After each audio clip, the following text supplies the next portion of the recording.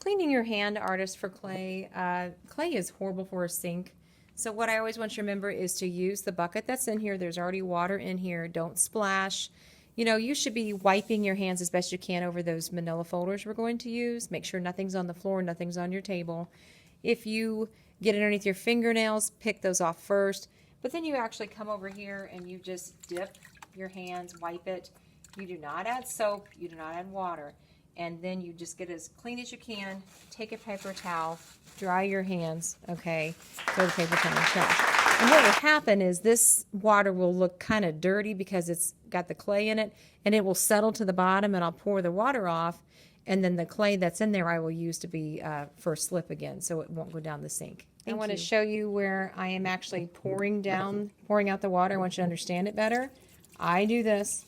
See how that clay has settled in the bottom? And I use these buckets over and over. So I can either put that in for the slip or wipe it out and throw it in the trash.